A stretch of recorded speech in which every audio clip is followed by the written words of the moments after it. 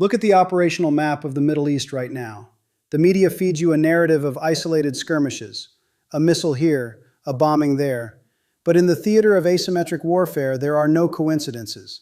There is only cause, effect, and the data they try to bury. Start in the Arabian Sea. The USS Abraham Lincoln carrier strike group comes under a saturated cruise missile barrage from the IRGC. CENTCOM's immediate official statement is definitive. The Lincoln was not hit. The missile's launch didn't even come close. Read that again, didn't even come close. Yet, the Pentagon simultaneously confirms a sailor on the active flight deck sustained a non-combat injury. The official cause? A technical incident. A technical incident. Right as the air defense sirens were screaming and the Aegis systems were engaging. That is development number one. Which brings us to the second reality. While the carrier was being engaged, coalition assets were executing a deep penetration kinetic strike. They bypassed the heavily fortified border to obliterate a chemical manufacturing facility in Garmsar. There are no personnel casualty reports. Complete information blackout from both Washington and Tehran. And how does Iran respond to a decapitation strike deep inside their industrial core? Not with immediate ballistic retaliation. They go bureaucratic. Tehran bypasses military channels and files a formal decree with the International Maritime Organization. The mandate is placed on the official record. Only non-hostile vessels operating in coordination with the relevant authorities will be granted safe passage through the Strait of Hormuz. A kinetic engagement at sea, a targeted blackout in Garmsar, a bureaucratic chokehold on the world's most critical transit artery. They tell you the situation is contained. Let us look at the raw, verified data. We begin in the Arabian Sea. The target is the USS Abraham Lincoln, CVN-72, a Nimitz-class supercarrier. It is 100,000 tons of sovereign American territory. It operates as a floating airbase, projecting the F-35C Lightning II and the FA-18 Super Hornet deep into hostile airspace. To understand the strategic shift, you must understand the exact weapon utilized. The IRGC did not use high-altitude ballistic trajectories. They fired the Qatar anti-ship cruise missile. Look at the flight profile. The Qatar is a sea skimmer. It hugs the surface of the ocean, flying less than 20 feet above the waves. It utilizes the physical curvature of the Earth and the ambient clutter of the ocean surface to hide from shipborne radar until the absolute last possible second. When a swarm of these weapons is launched, it is not a skirmish. It is a saturation attack. Let us break down the kinetic reality of a saturation attack. The Abraham Lincoln does not defend itself. It relies on the cruiser and destroyers in its strike group. These escorts are equipped with the Aegis combat system. Aegis is the most sophisticated naval defense grid in existence, but physics dictates an inescapable rule. To shoot down an incoming threat, your radar must emit energy. When the Arleigh Burke-class destroyers power up their Spy-1 radars to track a dozen incoming sea-skimming targets, they broadcast their exact coordinates to every electronic warfare listening post from Bandar Abbas to Tehran. They illuminate themselves in the electromagnetic spectrum. But tactical exposure is only half the equation. The real attrition is financial and logistical. This is where the architecture of modern warfare fractures. An Iranian Qatar missile is a mass-produced, low-cost asset. Let us evaluate the production cost at roughly a few $100,000 per unit. To guarantee an intercept against a sea skimmer, United States naval doctrine dictates firing 2 interceptors per incoming target, 2 SM-2 or SM-6 missiles. A single SM-6 interceptor costs roughly $4 million. $4 million. If the IRGC fires a synchronized volley of 20 cruise missiles, the United States Navy must instantly vaporize over $160 million in interceptor inventory just to survive the afternoon. $160 million, gone in 90 seconds. Furthermore, an Arleigh Burke destroyer only has roughly 90 vertical launch cells. They cannot reload at sea. Once those missile tubes are empty, a $2 billion warship is reduced to a spectator. It must retreat to a friendly port. And the Pentagon calls this a successful defense. Here is the critical intelligence failure being peddled to the public. The media assumes the objective of firing these missiles is to sink the aircraft carrier. It is not. Sinking a United States supercarrier is a monumental, statistically improbable task. The strategists in the IRGC know this. They are not trying to pierce the hull of the Lincoln. They are trying to push it backward. This is the core of asymmetric area denial. If you throw enough cheap ordnance at a carrier strike group, the strike group commander has only one logical choice to protect his primary asset. He must order the fleet to increase its standoff distance. He must pull the ship hundreds of miles further out into the deep ocean, away from the coastline. The moment the carrier moves back, the entire American air campaign degrades. An F-35C has a limited, unrefueled combat radius.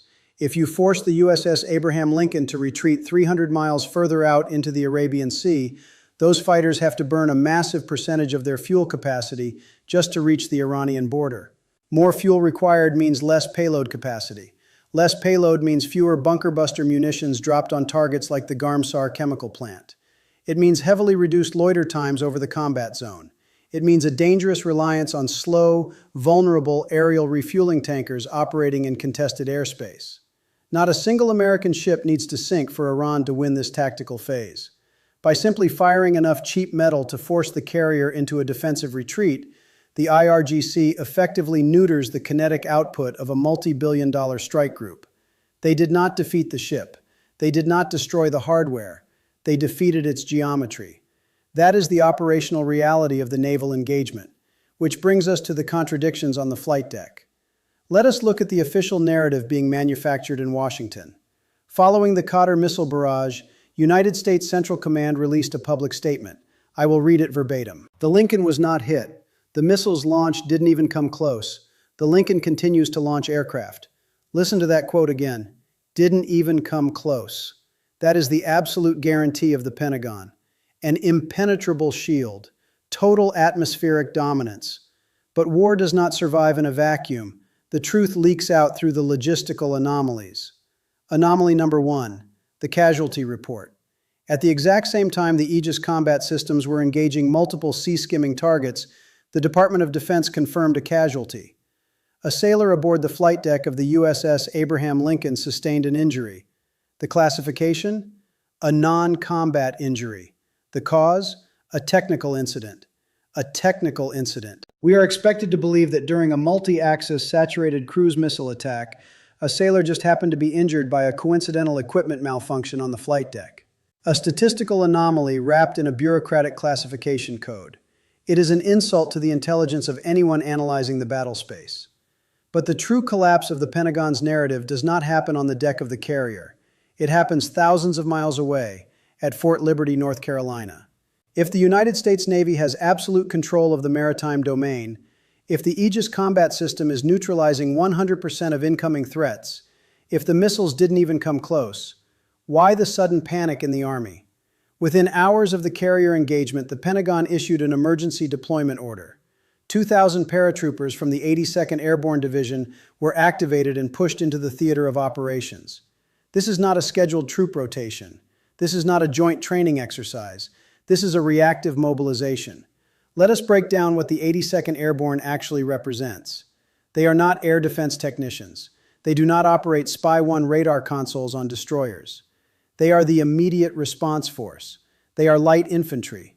They are the shock troops of the United States military, designed to be wheels up in 18 hours to secure hostile ground. You do not airdrop 2,000 elite infantrymen into a theater if you are successfully containing a maritime skirmish. You deploy the 82nd Airborne when your outer perimeter has been breached. You deploy them when you are anticipating a catastrophic failure of your existing security infrastructure. You deploy them because the intelligence briefings you are reading in classified SCIFs are entirely different from the press releases you are feeding the public. This is the battlefield paradox. On screen, the political elite project an aura of invincible, frictionless warfare. They tell you the shield is holding. They tell you the multi-million-dollar interceptors are doing their jobs perfectly. But the raw data, the logistical footprints, the troop movements, the rushed medical evacuations, tells the story of a system under immense strain. Washington is preparing for a kinetic ground-level phase while insisting the threat does not exist.